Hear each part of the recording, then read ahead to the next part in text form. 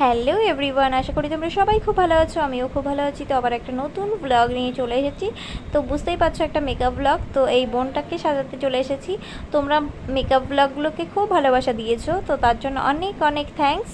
আর দেখো, আজকের এই বোনটিকে আমার রিসেপশন ব্রাইড ছিল। বোন বলছি কেন, কারণ ও হচ্ছে আমাদের পাড়ারই একটা মেয়ে। পাড়ার বলতে আমরা একই স্কুলে পড়াশোনা করেছি, ও আমার থেকে জুনিয়র ছিল।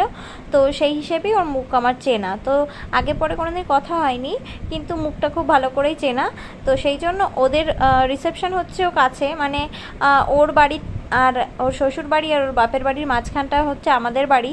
তো বুঝতেই পারছো কতটা চেনা। আর ওর শ্বশুর বাড়ির দিক থেকে আমাদের একটু আত্মীয় টাইপের হয়। তো সেই হিসেবে আমিও সেটা জানতাম না যে ওর শ্বশুর বাড়ির লোকজন আমাদের আত্মীয় হয়। তো সাজাতে গিয়ে কথা বলতে বলতে জানলাম যে আমার পিসিরা ওই দাদাদের কিছু একটা হয়, মানে দাদাদের বাবাদের পিসি হয় নাকি হয় যেন। আমি খুব ভালো করে বুঝিনি, মানে আমি একটু দূরের সম্পর্ক খুব কমই বুঝি। তো দেখো, দাদা বুক করেনি, দাদার দিদি বুক করেছিল। এবার বউ ভাতের দিন গিয়ে দেখলাম যে এই বোনকে সাজাতে হবে। তো ও ভালো করে প্রথমে ডিসকাস করে নিল। তো প্রথমেও বুক করেছিল একটা, মানে দিদি বুক করেছিল নন এইচডিটা। তো দাদা হচ্ছে দাদা আর বৌদি, মানে বৌদি বলছি সরি, বোন, দুজনে ডিসকাস করে বললো যে এখন গরম পড়ে গেছে, তোমরা এইচডিটাই করো, একটু কম করে নাও।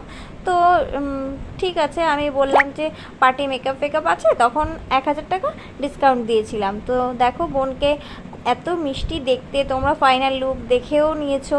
মানে ব্লগটা ছাড়তে দেরি হয়ে গেছে, কিন্তু পোস্ট করে ফেলেছি ফেসবুকে। তো আমার ফেসবুকে যারা যারা আছো অবশ্যই দেখে ফেলেছো। তো দেখো লুকটা কেমনভাবে ক্রিয়েট করলাম সেটাই তোমাদের সঙ্গে শেয়ার করছি।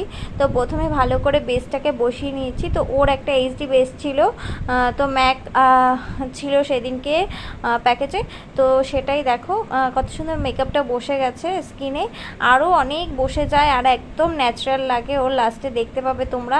আর দাদারও এত পছন্দ হয়েছে, দাদাও মেকআপ করতে একদম পছন্দ করে না। তো বোন বলেছিল যে তুমি একটু টাচ আপ করে নিও, ছবিতে ভালো আসবে। তো দাদা তো প্রথমে রাজি হচ্ছিলই না। তো তারপরে বোন একটু রাগারাগি করলো, রাগারাগি না মানে এটা অভিমান করলো।